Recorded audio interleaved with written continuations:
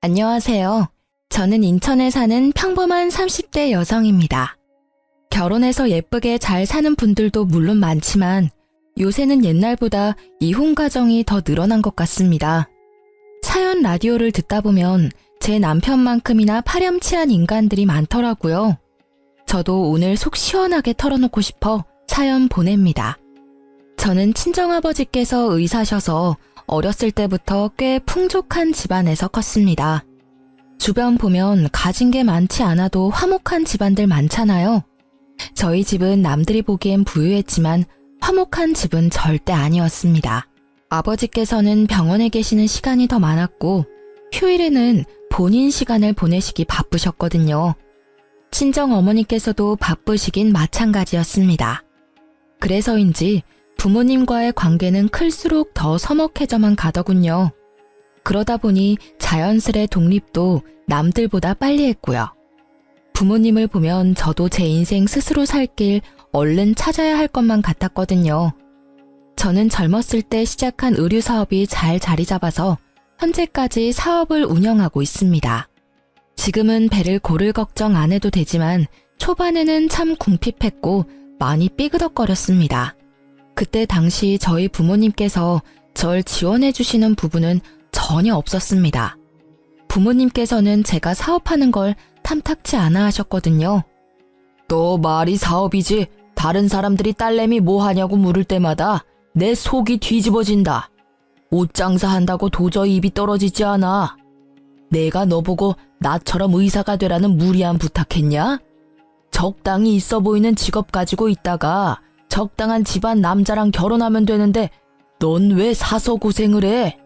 가끔 연락하는 아버지께서 그렇게 폭언 아닌 폭언을 하시면 저는 자존감이 바닥쳐서 꽤 오랫동안 마음앓이했어요.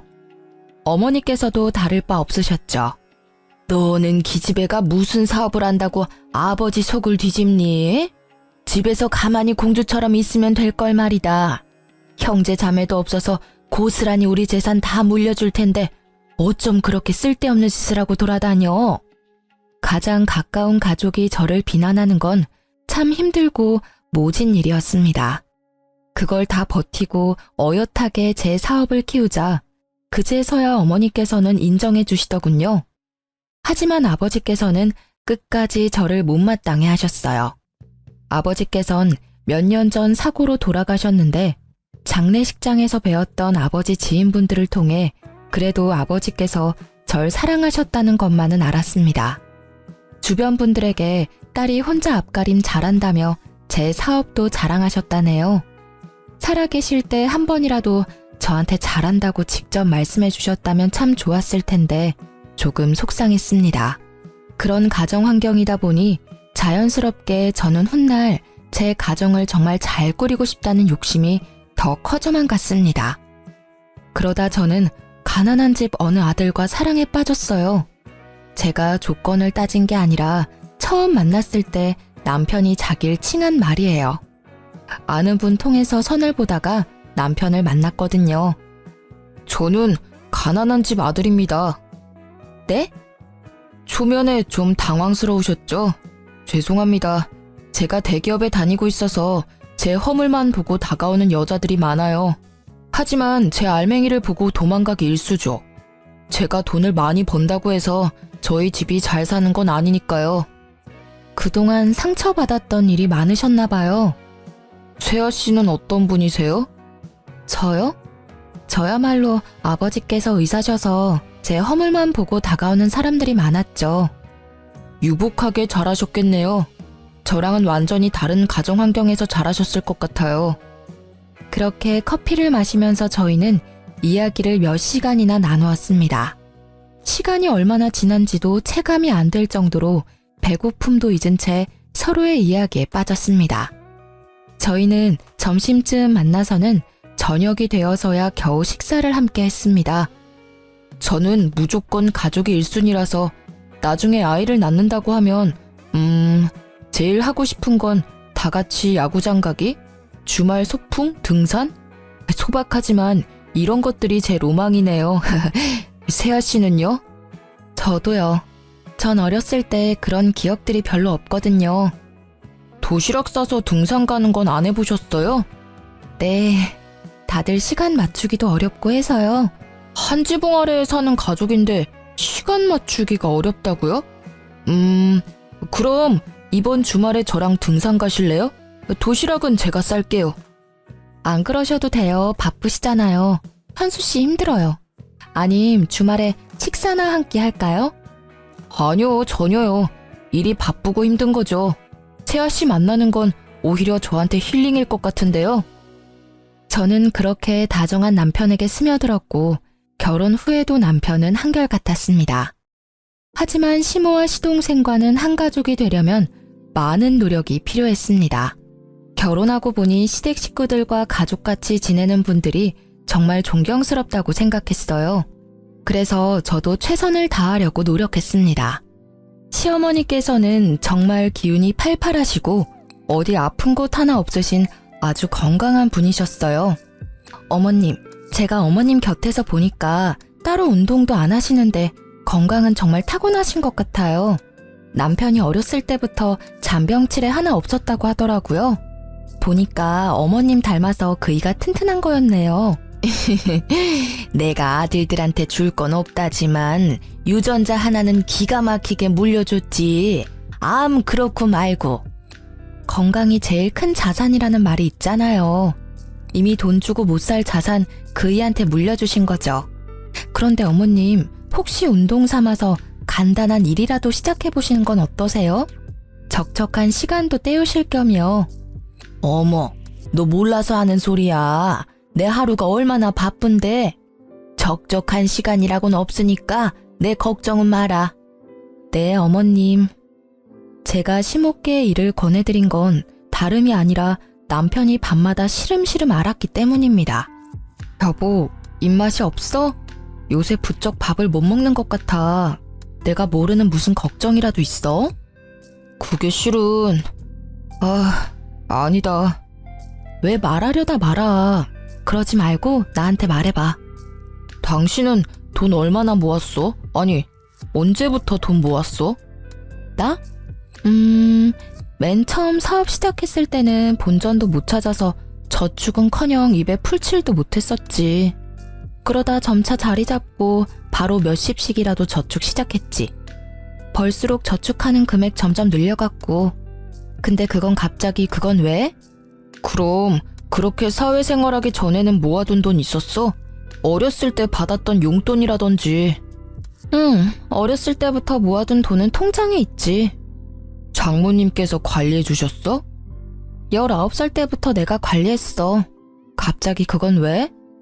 이제 나 당신이랑 결혼도 했고 수입 관리는 내가 하고 싶은데 엄마한테 뭐라고 말하면 좋을까?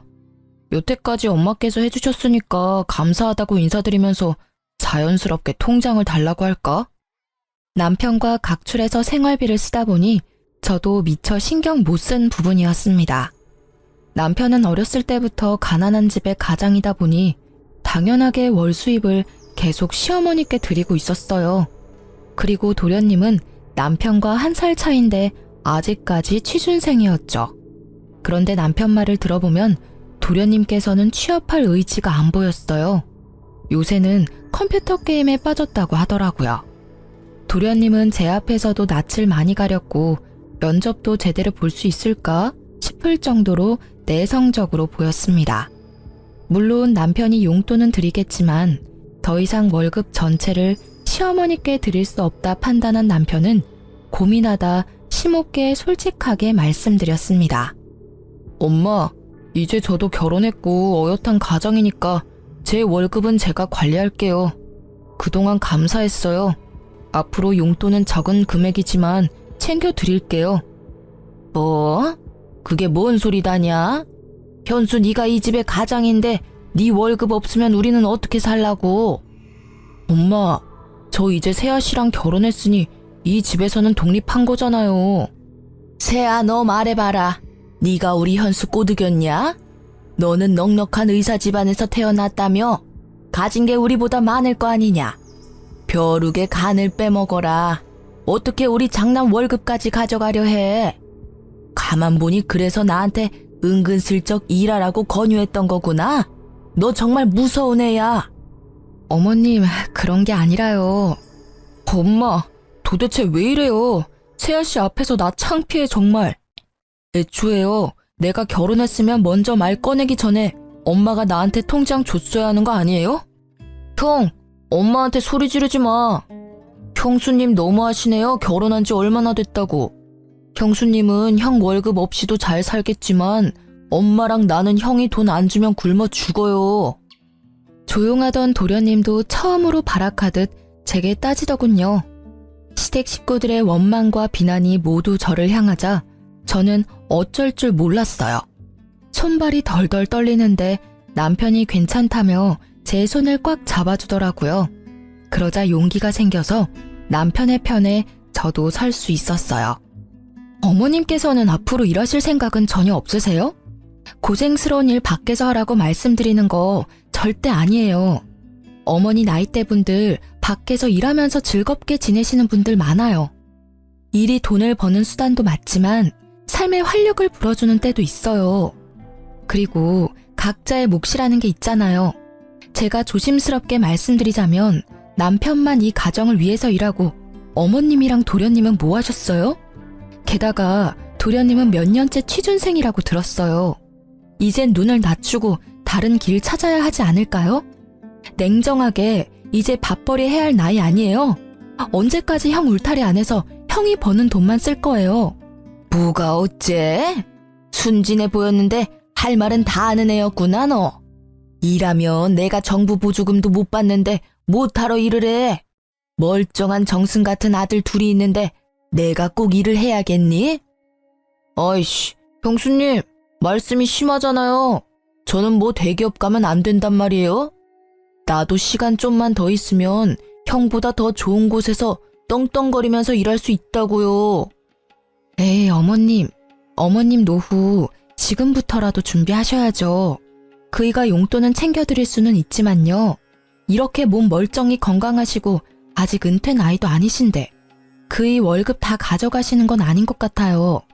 그의 경제관념이 걱정이시라면 제가 통장 관리할 테니 이제 걱정 마시고 결혼했으니 저한테 넘겨주세요.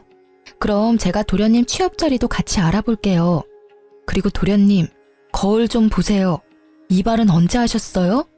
면접 볼 의지는 있으세요? 매일 컴퓨터 게임하느라 방에 틀어박혀 있으니 머리카락이 저랑 비슷할 정도로 잘하셨어요. 단발머리로 면접 보겠다고요? 제가 오목조목 할 말 다 하자 시모와 시동생은 당황하더군요. 할 말을 제가 다 해주자 남편은 행복한 얼굴이었어요. 그동안 자리 잡았던 근심 걱정과 그늘이 얼굴에서 다 사라지더라고요. 그런데 그때 어머님이 하시는 말씀에 남편은 주저앉고 말았습니다.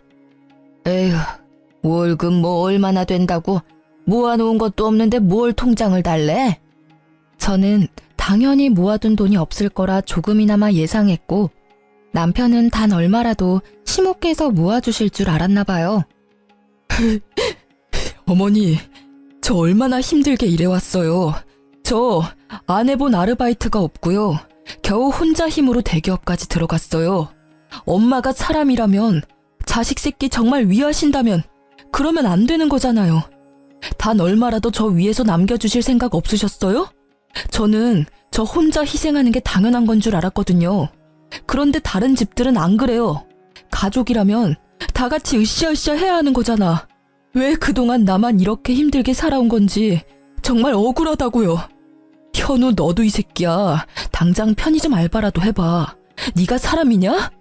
형, 아들, 너 고생하는 건 알지, 아는데 아휴, 갑자기 이게 다 무슨 일이람? 더 말할 것도 없어. 연예인들이 왜 부모 자식 간에 연 끊는 줄 알겠어요. 엄마 다신 나 볼 생각하지 말아요. 현우, 너도 엄마 잘 모셔라. 나 이제 이 집에 안 올 거야. 우리 찾지도 말고 원망도 하지 마. 여보, 가자. 여보. 주저앉아 괴로워하며 울던 남편은 인연 끊자고 소리치면서 제 손을 붙잡고 시댁을 뛰쳐나갔습니다. 그렇게 시모와 시동생에게 속마음을 내뱉은 남편은 그러고서도 엄청 괴로워하더군요. 난 정말 어떻게 해야 할지 모르겠어.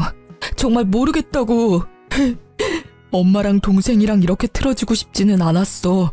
근데 내가 또 다가가면 예전으로 돌아가는 거잖아. 내 인생을 포기해야 내 가족들 곁에 있을 수 있다는 게 너무 힘들어. 정말 모르겠다고 오열하는 남편을 위로해주면서 저는 남편 혼자만의 문제가 아니라고 생각했습니다. 이제 저도 가족이 됐으니까요. 여보, 평생 어머님이랑 도련님 안 볼 자신 있어? 없지? 안 되겠다. 내가 이 문제는 내가 해결해볼게. 어떻게 될지는 모르겠지만 말이야. 어떻게 하려고 여보? 나아질지 안 나아질지 아직 안 해봤으니까 노력이라도 해봐야지. 당신 이렇게 울고 후회하는 모습 보니까 내가 마음 아파서 안 되겠어. 그리고 그나마 다행이었던 건요. 남편이 혹시 몰라 심호께의 연봉을 속이고 월급 전체를 심호께 드린 건 아니었더군요. 조금씩 몰래 모아둔 재산이 있었습니다. 그것마저 없었으면 그때 남편은 완전히 무너졌을 것 같아요. 시어머님은 매일같이 제게 잘못했다며 남편 좀 어떻게 해보라고 연락이 왔습니다. 얘야, 내가 그날 소리 지르고 막말해서 정말 미안하다. 근데 나로서는 참 당황스러운 일이었어. 믿었던 장남이 갑자기 돌변하니까. 어머님, 그이가 어머님만 믿고 그동안 평생 월급 맡겼는데 단 한 푼도 안 남았다 하니 얼마나 상실감이 크겠어요. 하지만 어머님도 어디 다른 곳에 쓴 게 아니라 다 살림하는 데 쓰셨겠죠. 하지만 이제는 너무 장남한테만 의지하시면 안 돼요. 저희도 이제 자식 낳고 가정 꾸리고 살아야 하니까. 어머님께서도 하실 수 있는 일 찾아서 하셔야 해요. 지금도 일하실 생각은 조금도 없으세요? 제 말에 시모는 머뭇거리며 말했습니다. 뭐 내가 할 줄 아는 건 살림뿐인데 밖에서 뭔 일을 하겠니? 어머님, 저 믿으세요? 뭐? 안 믿으시더라도 지금부터 저 믿고 저만 따라와 주시겠어요? 그럼 그이 맘도 돌릴 수 있을 것 같은데요. 시모는 알겠다고 마지못해 끄덕이셨고 저는 시모와 도련님이 직업훈련을 받을 수 있도록 열심히 알아봤습니다. 정부에서 하는 사업에 시모와 시동생이 해당하는 건 모조리 신청해줬습니다. 어머님께서는 요리학원을 다니셨고 도련님은 컴퓨터 학원을 다녔습니다. 그리고 어머님께서 자격증을 준비하시는 동안 저는 제가 엄마께 받은 건물 1층에 작은 식당을 열 준비를 하고 있었습니다. 남들은 호구 같다고 가난한 집안에 다 퍼주고 있다고 욕할지 몰라도 제가 월세 조금 적게 받고 돈 욕심 부리지 않으면 모두가 화목해지는 일이었으니까 조금의 희생은 하고 싶었어요. 가족이니까요. 대신 제 건물인 건 남편에게도 말 안 했습니다. 어머님, 그동안 고생 많으셨어요. 저는 어머님께서 잘 해내실 줄 알았어요. 고맙다. 네 덕에 내가 사람 구실은 하게 됐구나. 그런데 말이다. 자격증은 땄어도 식당에서 일하는 건 좀 무서워. 누구 밑에서 이 나이에 갑자기 일한다는 게 용기가 참 나지 않아. 어머님, 걱정하지 마세요. 오늘 저랑 갈 곳 있다고 말씀드렸죠? 짜잔! 여기는 뭐 파는 곳이냐? 아직 문 안 연 것 같은데? 어머님이 하시고 싶은 걸로 하세요. 여기 어머님 가게예요. 제가 이 가게 사드릴 수는 없어도 월세로 얻어드릴 수는 있거든요. 좋은 주인 덕분에 보증금 많이 올리고 월세는 10만 원대예요. 어머님 10만 원은 감당하실 수 있으시죠? 앞으로 여기서 새 출발하시는 거예요. 제가 옆에서 많이 응원할게요. 아이고, 이게 다 무슨 일이야? 꿈이야 생시야? 정말 여기가 내 가게야? 조그맣지만 있을 건 다 있네. 정말 고맙다 새애기야. 아, 복덩이가 우리 집안에 굴러왔어. 어떻게 이런 생각을 했니? 저를 부둥켜 안고 눈물을 훔치는 시모를 보고 저는 그제서야 안심이 됐어요. 어머님, 그리고 남편이 앞으로 용돈은 못 드려요. 그것 대신 제가 어머님 새 출발 도와드리는 거예요. 아셨죠? 그럼 앞으로 너네 지원 일절 필요 없다. 오히려 내가 벌어서 너네 용돈 줘야지. 내가 받은 게 있는데. 그렇게나마 남편의 월급을 지킨 저는 시동생을 만나 중소기업 면접 보는 걸 도와줬습니다. 역시나 도와주니까 시동생은 금방 나쁘지 않은 곳에 취업 성공하더군요. 대기업만한 회사는 아니니깐요. 시동생은 한 번에 회사에 합격하자 얼떨떨해 하더라고요. 형수님, 저 정말 합격할 줄은 몰랐어요. 그동안 자격지심 부려서 죄송해요. 형처럼 대기업은 아니지만 형수님 덕분에 저도 앞으로 사람 구실하면서 살겠네요. 감사합니다. 도련님 마음 먹고 하시면 뭐든 잘 해내실 거라 생각했어요. 취업 진심으로 축하드려요. 자리 잡으면 그이한테 한번 연락 먼저 해주세요. 그때 그렇게 시댁에서 나오고 혼자 얼마나 괴로워하는지 몰라요. 도련님 취업한 거 알면 남편도 엄청 기뻐할 거예요. 형수님, 저희 집 은인이세요. 진짜 감사합니다. 솔직히 인연 끊는 게 형수님한테는 더 좋은 일이었잖아요. 그런데 외면하지 않고 저희 가족 관계 회복도 도와주고 일자리도 찾아줘서 정말 고맙습니다. 도련님, 저한테 더 좋은 일은 가족들 다 같이 행복하게, 화목하게 지내는 일이에요. 시동생은 진심으로 제게 고마워했습니다. 그리고 시모와 시동생 마음 잡고 일하는 걸 보고 남편은 깜짝 놀라더군요. 자연스럽게 남편은 시댁 식구들과 화해에 성공했습니다. 여보, 어쩜 그렇게 예뻐? 어떻게 그런 생각을 했어? 난 내 신세 한탄만 했지 상황을 바꿔보려고 노력하지는 않았어.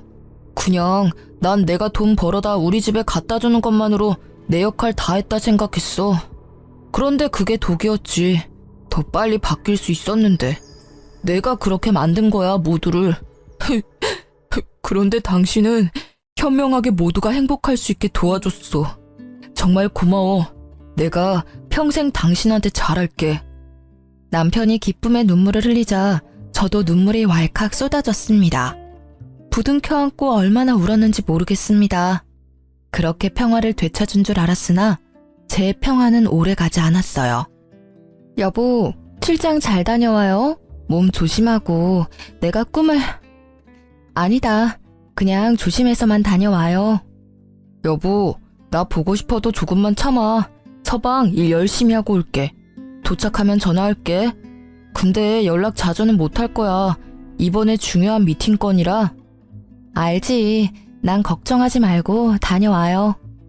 전날 안 좋은 꿈을 꿔서 저는 남편에게 말하려다 혹시 미팅에 지장이 있을까봐 입을 다물었습니다. 그저 몸 조심해서 다녀오라는 말만 반복했죠. 그런데 남편을 마중하고 저도 출근해서 제 직원들이랑 회의를 바쁘게 할 때였어요. 핸드폰에 남편의 부재중이 여러 번 찍히더라고요. 아직 도착할 시간도 아닐 뿐더러 남편은 제가 회의를 하고 있다는 것도 알 텐데 지금 전화를 할 리 없다고 생각했죠. 예감이 안 좋아 저는 잠시 회의를 중단하고 울리는 남편의 전화를 곧바로 받았습니다. 여보세요? 몇 초 정적 뒤에 익숙한 남편의 음성 대신 낯선 음성이 제게 말을 걸어왔어요. 이현수 씨 가족분이시죠? 네, 그런데 제 남편 전화인데 전화 받으시는 분은 누구시죠? 구급대원입니다. 위치는 강원도 양양이고 차 전복 사고가 났어요. 이현수 씨 휴대폰 비상 연락처로 전화드렸어요. 환자분 지금 출혈도 심하고 도착하면 긴급 수술 들어갈 것 같습니다. 땡땡 병원으로 옮기는 중이니까 지금 바로 오실 수 있으세요? 다급한 목소리의 구급대원의 말을 듣고 머릿속으로는 보이스피싱인가 싶었어요. 하지만 돈을 요구하는 게 아니라 병원으로 곧바로 오라는 말에 바로 정신이 들더군요. 주저앉아 슬퍼할 시간도 없었어요. 바들거리는 몸을 겨우 일으켜 직원 한 명에게 부탁해서 병원으로 갔습니다. 제가 운전을 하면 큰일 날 것 같고 택시를 타야겠다는 생각도 안 들었거든요. 어떡해. 대표님, 괜찮을 거예요. 진정하세요. 다행히 남편보다 더 일찍 도착해서 저는 구급차를 기다리고 있었어요. 응급실에 곧바로 교통사고 환자라고 시끄럽게 들어오는데 제 남편인 걸 직감했죠. 그런데 남편 옆에 나란히 실려온 젊은 여자가 있었어요.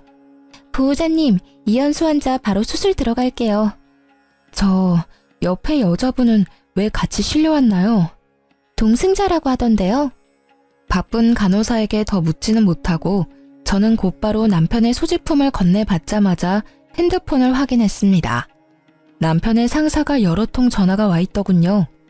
뒤늦게 제가 남편 상사와 통화를 하게 되면서 남편과 같이 실려온 여자가 남편 회사 인턴 직원이라는 걸 알게 됐습니다.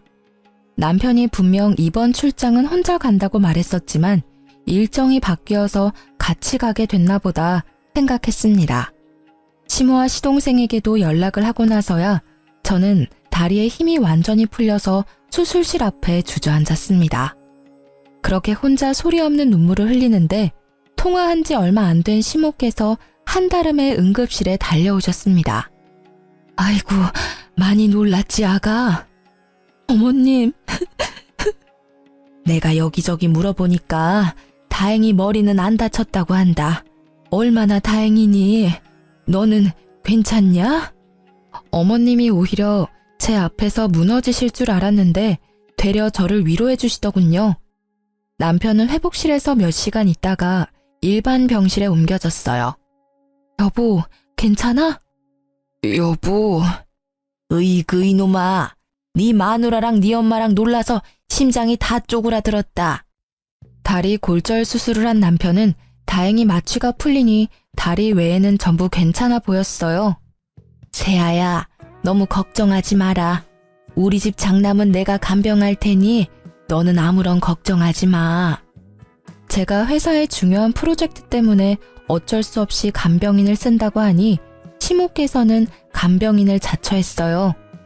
어머님 힘드시니까 제가 간병인 알아볼게요. 아니다, 그럴 필요 없다. 내가 있는데 못하러 아깝게 돈을 쓰냐. 현수도 내가 더 편할 거야 아마. 어머님 감사해요. 아유, 가족끼리 뭘 감사냐. 그럼 저 옆 병실에 잠시 인사하고 올게요. 응? 남편이랑 같이 가다가 사고 난 거니까 따로 인사는 해야 할 것 같아서요. 경황이 없어서 못 살펴봤어요. 남편이랑 같이 실려온 인턴 직원이 옆 병실이거든요. 에그머니나, 그럴 필요 없다. 내가 이미 인사 다 했어. 네? 아, 그러셨어요? 그쪽은 팔에 금 간 거 말고는 뭐 크게 다치지도 않았어. 그러니 아가 네가 걱정할 필요 없다. 그나마 다행이네요. 그나저나 그이 정말 괜찮은 거 맞을까요? 의사 선생님 말로는 머리는 안 다쳤다고 하셨었는데 저렇게 말도 없고 내내 눈만 감고 있으니까 저 슬슬 걱정돼요. 괜찮다. 괜한 걱정하지 마. 회복 중이니까 다 괜찮아질 거야. 그렇게 남편이 사고 후유증으로 말을 안 하는 줄 알았던 저는 뒤늦게 남편의 행동의 의미를 알게 됐어요. 저를 가족같이 생각해준 도련님 덕분에 모든 진실을 알게 됐습니다. 도련님, 갑자기 여기까지 무슨 일이세요? 형수님, 저 은혜 갚는 거예요. 은혜요? 갑자기 무슨 말씀이세요? 너무 놀라지 마세요. 형 여자 있어요. 그 같이 사고 났다던 여자 인턴 직원이요. 네? 저는 머리를 세게 한 대 맞은 것처럼 멍해지더군요. 그런 제게 도련님은 남편의 차 블랙박스 영상을 보여줬어요. 보험회사에 제출할 영상 보고 있는데 둘이 심상치 않은 사이였어요. 제가 좀 더 알아보니까 출장은 무슨 강원도 양양에 둘이서 놀러 가다가 사고 난 거예요. 침묵할까 했는데 이건 정말 아니잖아요. 형수님이 우리 형한테 어떻게 해줬는데 우리 집안에 어떤 사람인데.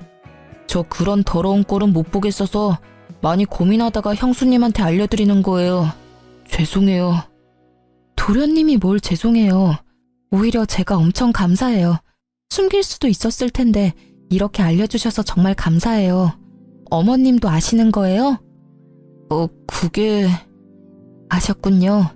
아셨으니까 간병도 어머니께서 하신다고 자처하셨을 거예요.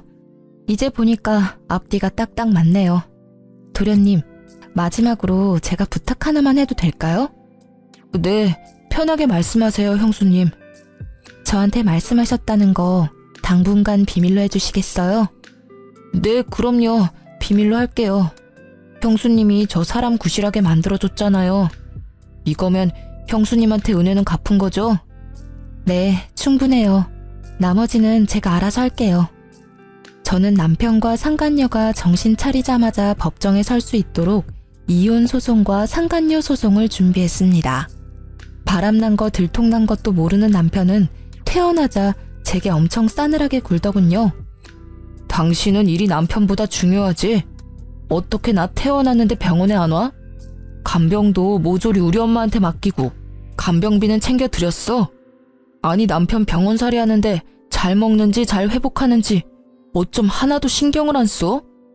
아이고 이번에는 우리 현수가 서운할 만했다. 아무리 내가 신경 쓰지 말라고 했어도 쟤야 너 어쩜 그렇게 무신경하니? 이번에 내가 너 다시 봤다. 내가 하는 일은 적어도 당신처럼 날 배신하지는 않거든. 노력한 만큼 일은 내 가치를 알아줘. 어머님 다 알고 계셨으면서 왜 말씀 안 해주셨어요? 다 아시면서도 저한테 무신경하다는 말씀이 나오세요? 이 여자가 지금 뭐라는 거야? 이제 위아래도 없지?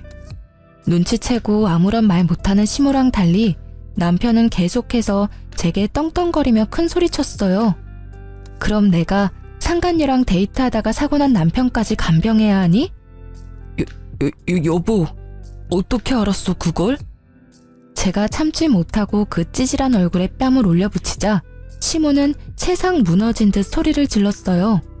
아이고, 내 장남 얼굴에 감히 무슨 짓이냐? 아, 그 기집애가 꼬신 거야. 난 정말 안 넘어가려고 애를 썼다고. 그렇다고 남편 뺨을 때리냐? 아이, 존심상하게. 누가 내 남편이야? 시모께서는 제가 남편 뺨 때렸다고 곧바로 남편 편을 들었어요. 남자가 그럴 수도 있지. 어디 귀한 서방 뺨을 그렇게 사정없이 내려치냐? 네가 그냥 눈 딱 감고 한번 봐줘라. 네가 안 봐주면 어떻게 되겠니? 네 남편 젊은 그 애기랑 재혼하는 거지 뭐. 어머님, 그게 저한테 하실 말씀이세요 지금? 저만 가족처럼 생각했죠? 결국 저는 남이었는데 제가 너무 이 집에 헌신했네요. 그러자 가만 지켜보던 시동생이 나서서 제 편을 들어주더군요. 엄마, 진짜 그게 뭔 개떡같은 소리야. 형수님이 우리한테 그렇게 잘해주셨는데 어떻게 지금 형 편을 들어? 형, 너 간도 크다. 사고 친 게 차라리 돈 문제면 몰라. 여자 문제? 으이구, 난 인간이라도 됐지. 형은 분리수거도 못해. 자기 복 자기가 발로 찬 거야. 넌 끼어들지 마. 겨우 사람 구실하게 만들어줬더니. 형이 그렇게 만들어줬냐? 형수님이 다 도와주신 거잖아. 야, 설마 네가 말했냐? 당연하지. 그럼 보고 못 본 척 말아? 어떻게 사람이 그래? 이 자식이 근데. 두 형제가 멱살을 잡고 서로에게 달려들자 시모는 제 탓을 하기 시작했어요. 아이고, 왜 너네가 싸우고 난리야? 이렇게 형제가 이간질하니까 세아야, 네 속이 편하니? 독하다 독해. 나 같으면 모르는 척한다. 겨우 이룬 이 가정 어떻게든 지켜도 모자를 망정. 너 그것밖에 안 되는 애였니? 어디 어린 시동생 꼬드겨서 이 사단을 만들어? 이 지독한 것. 이 사단을 만든 건 어머님 장남이죠. 어머님 원하시는 대로 저 인간한테 그 상간녀랑 재혼하라 하세요. 새로 들이는 젊은 며느리한테나 바라세요. 전 여기까지니까요. 야, 너 위자료 잘 준비해. 이혼 소송 접수했으니까. 그리고 그 인턴한테도 얌전히 상간녀 소송 기다리라 전해. 그리고 어머님께서는 내일부터 가게 안 나오셔도 돼요. 뭐? 가게? 네가 뭔데 나오라 말아야 내 가게인데. 아, 제가 그걸 말씀 안 드렸어요? 보증금을 아무리 많이 줬다 해도 월 10만 원 월세 너무 싸다고 생각 안 하셨어요? 주변 상인들 월세 10배 넘게 내는데 뭔가 이상하다 생각 안 하셨냐고요. 뭐가 이상해? 너무 좋은 주인분이시다 생각했지 뭐. 제가 그 건물 주인이에요. 엄마한테 결혼 좀 받은 건물이거든요. 이제 거기 새로 새놓을 거니까 안 나오셔도 된다고요. 뭐? 어머, 그게 네 건물이야? 그런 중요한 말을 왜 이제야 해? 긴 말 필요 없고 변수 너 세아한테 얼른 사과해라. 건물주 며느리랑 대기업 인턴 나부랭이 며느리 중에 당연히 건물주 며느리지. 아까 못 들으셨어요? 저 이 사람이랑 이혼할 거라고요. 아이고, 나 그 가게 정들어서 못 떠난다. 착한 네가 좀 모르는 척하고 넘어가주면 안 돼? 내가 또 어디 가서 일자리 구하겠어. 저한테는 정 같은 건 없으시고 그 건물에는 정이 많이 드셨어요? 어머님, 정말 끝까지 이기적이시네요. 잘나고 귀한 어머님 장남한테 가게 하나 구해달라고 하세요. 여보, 그러지 마. 왜 이렇게 극단적이야. 일단 우리 둘 집 가서 다시 얘기하자, 응? 내가 이렇게 빌게. 정말 잘못했어. 잠시 내가 미쳤었나 봐. 갑자기 버는 돈이 족족 나한테 들어오니까 어떻게 어디에 써야 할지 모르겠더라. 그런데 그 애가 맛있는 거 사달라고 할 때마다 사주는데 희열감이 느껴졌어. 젊은 여자애랑 데이트다운 데이트하니까 왜 나 젊었을 때는 이런 데이트 못했을까 싶고 너무 설렜어. 그래서 그랬던 거야. 그 여자애가 좋았던 게 아니라 그 상황이 좋았던 거라고. 남편의 머릿속 사상은 상상 이상으로 역겨웠습니다. 지가 뭘 잘못했는지 모르면서 아직 다친 다리가 회복되지 않은 남편은 절뚝거리는 다리로 눈물까지 쏟아내며 저를 붙잡더군요. 그리고 저를 못 나가게 막는 시모에게 말했어요. 어머님, 그동안 제가 가족이라고 절감한 월세 한꺼번에 청구해드려요? 아이고, 미안하다. 잘못했어. 그날 시동생이 배웅해줬고 그게 시댁에서의 마지막 일이었습니다. 그런데 겁도 없이 간이 큰 상간녀는 제 번호를 알아냈더군요. 우리 좀 만나요. 건방지구나. 어딜 오라가라야. 시끄럽고 당장 나 있는 곳으로 오라고. 대학 졸업반인 상간녀는 어린애 떼쓰듯 저를 자기 회사 및 카페로 불렀어요. 제가 그곳에서 만나자 한 게 아니라 상간녀가 꼭 거기서 만나야 한다고 했죠. 간땡이가 큰 건지 눈치가 없는 건지 이해가 안 됐지만 저는 오히려 잘된 일이라 찾아갔어요. 제발 이혼 소송 중인 남편과 마주치길 바랬습니다. 너 무슨 생각으로 날 여기로 부른 거니? 내가 너 하는 꼴이 너무 웃겨서 와봤어. 여기 회사에 날 부른다고? 너 진짜 어리긴 어리구나. 눈이 있음 보라고요. 눈 제대로 달렸으면 현실을 직시하라고요. 나랑 그 사람이랑 어울리는지 당신이랑 그 사람이랑 어울리는지 잘 봐봐요. 그 사람 옆은 내가 더 잘 어울려요. 어디 상간녀 주제에 말이 많아. 야, 너 인턴이라며. 정직원도 아니면서 무슨 부심이야? 너 니네 부서 사람들은 알아? 너랑 내 남편이랑 바람난 거? 회사에서는 알까? 모르겠지. 알면 네가 계속 여기 있을 리가 없어. 내가 가서 고발이라도 할까? 저는 저를 도발하는 상간녀에게 일부러 큰 목소리로 말했습니다. 카페에 앉아있는 남편의 회사 동료들이 들을 수 있게요. 주변에는 익숙한 얼굴에 남편 동료들도 얼핏 보였거든요. 상간녀는 본인이 저를 거기까지 불러놓고 새빨개진 얼굴로 울먹이더군요. 지금 뭐 하는 거예요? 당장 앉아요. 여기서 소란 피우지 말라고요. 아니, 넌 날 여기까지 불러놓고 이런 상황은 생각도 안 해봤니? 당신 부끄럽지도 않아요? 부끄러워해야 하는 건 너지. 남의 남편 빼앗고 상간녀 소송 당한 거 부끄럽지도 않아? 소송 취하해달라고 빌지는 못할 망정 어디서 개수작이야? 저는 그 말을 끝으로 커피잔을 들어 상간녀 머리로 기울였습니다. 자기야, 이 여자 좀 말려봐. 그 광경을 목격하고 몰래 목발 짚으며 빠져나가려는 남편을 기어코 붙잡는 상간녀였죠. 사람들은 웅성거렸고 저는 유유히 그곳을 빠져나왔습니다. 남편의 일그러진 얼굴은 평생 잊지 못할 것 같아요. 그 얼굴에는 후회와 창피함, 좌절이 모두 섞여 있었답니다.